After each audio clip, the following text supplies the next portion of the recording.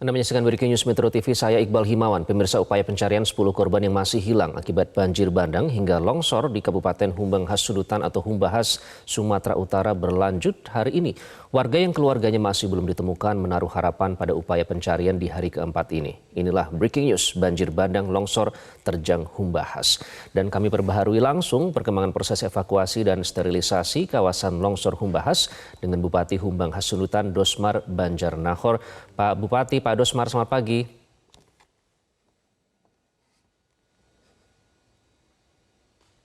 Audionya masih di mute, Pak. Boleh di unmute. Selamat pagi, Pak Bupati. Sudah. Pagi, Pak Iqbal. Baik, Pak Bupati, apakah pagi ini kawasan terdampak longsor sudah steril dan dapat dilalui kendaraan dengan normal?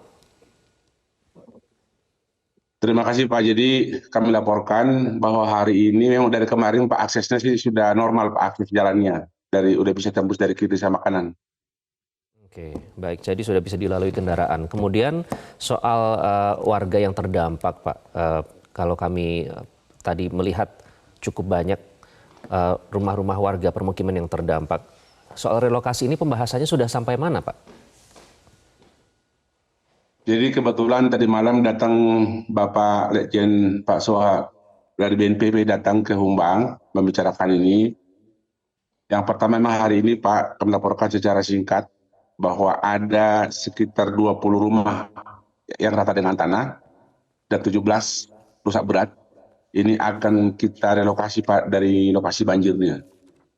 Dan yang kedua memang kita akan bicarakan dengan tokoh masyarakat setempat agar disediakan lahan-lahan yang sudah clean biar bisa kita bangun rumah warga. Itu rencana kita dalam beberapa hari ke depan. Oke, dari data yang Bapak terima ada berapa total warga terdampak? Ada berapa kepala keluarga, Pak Bupati? Totalnya itu 47 kepala keluarga yang terdampak. Oke, dan semuanya sekarang di Total mana, Pak, jiwa ini yang terdampak? Total jiwa itu 110 orang dari 47 kakak. Sekarang mereka semua ditampung dalam satu tempat di kantor kecamatan. Di kantor kecamatan, artinya mengungsi untuk sementara di kantor kecamatan ya, Pak ya. Kebutuhan mereka bagaimana, Pak, sejauh ini? Semua kebutuhan mereka, Pak, kita penuhi.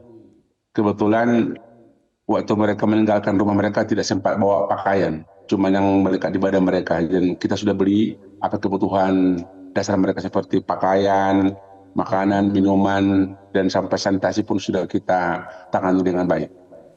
Oke, untuk sedikit memberikan gambaran, Pak, sambil kami tayangkan gambar udara kepada pemirsa, ini rumah-rumah yang terdampak ini apakah lokasinya berdekatan begitu, Pak? Karena sekarang sudah tidak terlihat ya. Yang pasti, Pak, rencana kita tidak membangun rumah lagi di lokasi yang sekarang nih. Kita akan geser ke tempat yang jauh lebih aman. Oke. Kemudian untuk proses evakuasi, apakah sudah berkoordinasi, Pak, dengan tim penyelamat juga sejauh ini? Jadi memang kami dari hari pertama, Pak, dengan Basarnas, dengan BNPB, dengan kepolisian, TNI sudah melakukan koordinasi yang cukup bagus lah, Pak, dan tidak ada kendala dalam hal berkoordinasi. Tinggal memang karena batu-batu yang dibawa dari gunung itu, Pak, sangat luar biasa beratnya dan besar, dan diameternya mungkin sampai 2 meter besarnya batu itu, memang hanya alat berat yang bisa menggesernya. Kalau tenaga manusia hampir mustahil bisa menggeser batu tersebut. Jadi memang dengan kondisi sekarang, ada hari ini 14 eskavator yang sudah kita turunkan, 1 breaker, 1 penjepit batu, ada juga backloader, ada 2, dan ini saya pikir mungkin hari ini akan jauh lebih cepat daripada 3 hari sebelumnya, karena sudah mulai terkoordinasi dengan baik dan aksesnya pun sudah bisa 2 jalur, Pak. Jadi ada berapa dari kesatuan mana saja, Pak, personil yang hari ini akan terjun untuk melanjutkan proses evakuasi? Dari TNI, Pak, ada sekitar 150 orang, Pak, dari TNI, Pak. Oke. Ada juga dari Brimob, kemarin ada penambahan 60 orang, Pak, dari Brimob untuk membantu evakuasi. Sama dari Polres sama dari Polda juga ada turun, Pak. Jadi memang aparat TNI Polri cukup luar biasa membantu masyarakat dalam menangani pasca bencana yang terjadi di Sasbangun Lampe ini, Pak. Oke. Yang paling berpengaruh terhadap kelancaran proses evakuasi apa sih, Pak Bupati, di sana? Maksudnya bagaimana, Pak? Yang paling berpengaruh terhadap kelancaran proses evakuasi itu faktor apa? Apakah cuaca atau medan atau jumlah personil atau seperti apa? Sebenarnya Pak, gara-gara batu itu begitu besar dan berat, hanya eskavator yang bisa menggesernya, hanya itu aja Pak. Kalau manusia sebenarnya dengan personil, dengan peralatan medis pun tidak ada masalah. Hanya karena memang batunya begitu luar biasa, kalau Bapak turun ke bawah sebenarnya orang lihat awalnya ketika nggak turun, dianggapnya banjir bandang biasa Pak. Hanya dengan lumpur mungkin tanah, tapi yang di lokasi itu, semua batu-batu yang luar biasa beratnya. Dan kemarin kita buat breaker mulai hari kedua itu, hari hari kedua breakernya nggak bisa juga dipecah batunya Pak, gara-gara batunya pun sangat luar biasa kerasnya. Jadi sekarang Oke. kendala utama adalah batu-batu ini mesti kita geser dan mesti kita pecah biar bisa kita pindahkan ke tempat lain, biar mayat 10 jiwa yang belum ketemu bisa segera ditemukan. Oke, itu kendala terbesarnya ya. Pak Bupati pasti sudah berbincang dengan para warga yang sekarang mengungsi. Dari kesaksian mereka bisa diceritakan Pak, seperti apa pada saat kejadian Pak Bupati?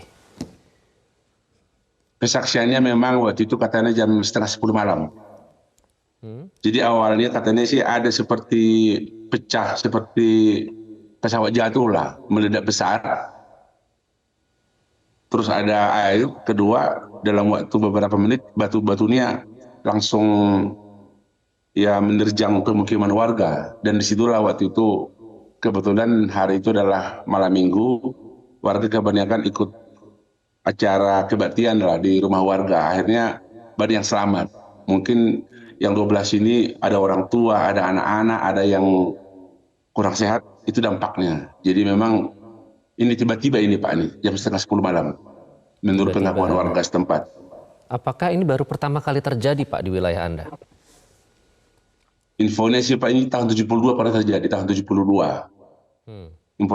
Informasi dari warga, baru sekarang terjadi lagi Pak, dari tahun 72 sampai hari ini.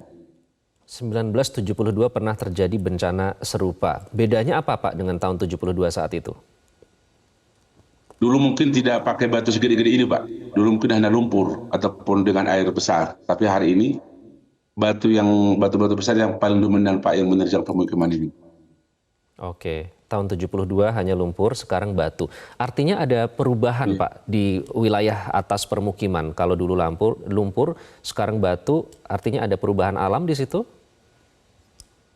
Memang kebetulan beberapa hari lalu ada video dari pemerhati lingkungan yang membuat drone dari hulu, dari atasnya.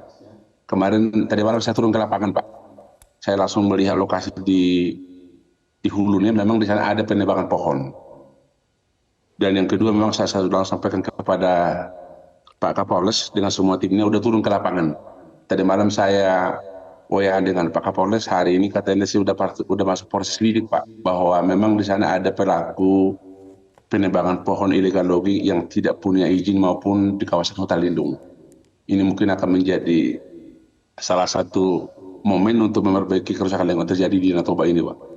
Oke, jadi ada dugaan penebangan hutan, ini seluas 4 hektar kalau tidak salah Anda pernah menyatakan ya Pak ya, turut berkontribusi atas Sementara Pak, longsor. sementara. Oke, ini sudah terkonfirmasi ilegal. Nah, apakah sudah ditelusuri Pak? Sudah ketahuan siapa pelakunya dan berapa lama ini sudah berlangsung? Informasinya sih Pak, mereka nebang pohon ini mungkin sekitar bulan Agustus kemarin Pak, mereka mulai masuk nih. Betul, saya kemarin panggil kepala desa sama camatnya, saya tanya secara detail bagaimana kronologisnya. Memang di bulan Agustus kemarin ada satu namanya Amatika Marga Simanulak membuka akses jalan pakai eskavator. Awalnya kepala desa tidak setuju. Disampaikan dipaksa dia lah, singkat cerita dibuka jalannya. Ternyata mereka untuk ambil pohon. Pohonnya ada 2 jenis, pohon pinus sama pohon eukaliptus. Dan mereka buka, informasinya juga tadi malam, ternyata hari Sabtu pagi alat berat dari para illegal logging itu langsung dipindahkan dari lokasi karena mereka sudah ketahuan ada banjir di bawah. Baru tadi malam saya kasih tahu. Dan saya langsung sampaikan ke Polres biar di follow up nih informasi dari masyarakat ini. Dan sekali lagi bahwa yang ditebang mereka itu adalah kawasan hutan lindung. Kemarin kita cek koordinatnya, kita bawa alat ke lokasi bahwa itu area hijau, nggak boleh disentuh sebenarnya. Tapi memang para pemain illegal logging ini cukup kuat juga. mungkin ya, orang kuat di belakang mereka setelah korban begini Oke. mereka menghilang. Jadi saya berharap walaupun khusus di Danau Toba ini agak diperbaiki, Pak. Oke, kemungkinan ada dugaan karena backingan orang kuat sehingga ini terus berlangsung ya. Dari kesaksian warga sudah berapa lama Pak ini Pak? Karena ini kan membahayakan mereka juga ya. Iya. Sudah berapa lama? Gimana Pak, sorry? Sudah berapa lama ini penebangan berlangsung kalau dari kesaksian warga yang tinggal di sekitar lokasi penebangan hutan itu? Mulai bulan Agustus, Pak. Udah Bulan sekitar 5 Agustus. bulan. Sekitar 5 bulan ya. Oke, mereka ini dari mana Pak? Orang penduduk setempatnya, Pak. Tapi di belakang mereka ada orang kuat support mereka. Memang mereka pemain ilegal ini adalah mereka orang sekitarnya dan mereka support dari belakang. Jadi nggak ketahuan pemain siapa, Pak. Tapi ya mungkin mereka bagi-bagi sesuatu, akhirnya dampaknya sekarang begini terjadi, Pak. Oke, baik. Dan Pak ini Bupati mau sekali dikoreksi. disampaikan bahwa boleh. Silakan dilanjutkan Pak. Bisa disampaikan kenapa? Kami sampaikan bahwa terkait kehutanan ini, Pak, memang sekarang ini kan wewenang kehutanan ditarik ke provinsi, Pak. Kadang-kadang kalau kita tindak di tingkat kabupaten tidak bisa. Kadang-kadang mereka minta kami sudah punya si pohon lain. Karena saat ini kalau orang menebang pohon, ada pengurusan izin melalui online Kementerian LHK bisa langsung keluar. Jadi memang ya kami sudah nyala. Ini yang maksud. Jadi memang